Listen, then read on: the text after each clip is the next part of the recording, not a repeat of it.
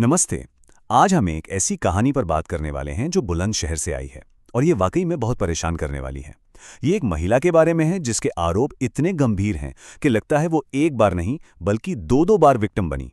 तो ये पूरा मामला ना एक बहुत ही बेसिक सवाल खड़ा करता है।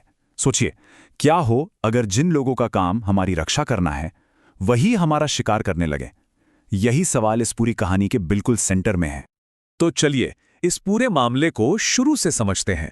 कहानी की शुरुआत होती है एक बहुत ही खौफनाक जुर्म के आरोप से, और ये आरोप 3 लोगों पर है।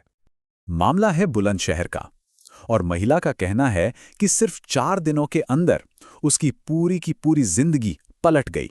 बस यहीं से सब कुछ शुरू हुआ। तो हुआ क्या था? आरोप के मुताबिक जो पहला वाकया हुआ वो कुछ ऐसा है। पहले दिन उन्हें किडनैप किया गया।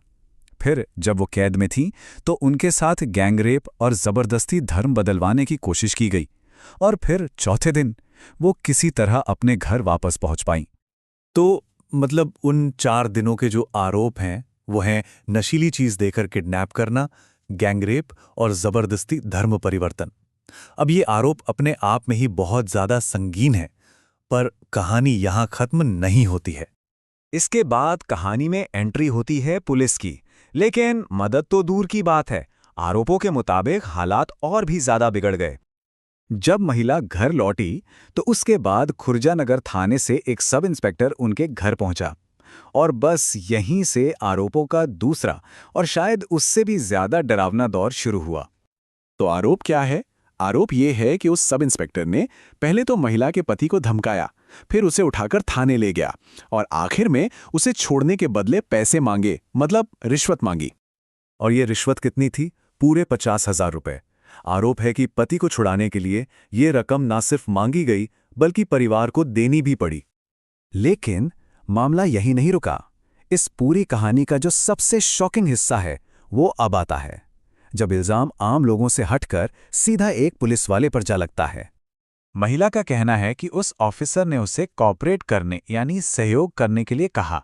अब यह सुनने में एक आम सा शब्द लगता है, लेकिन इसके पीछे एक बहुत ही भयानक आरोप छिपा है।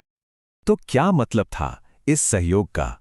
आरोप के मुताबिक वो 50,000 रुपए लेने के फौरन बाद वो ऑफिसर उस महिला को जबरदस्ती एक होटल में ले गया।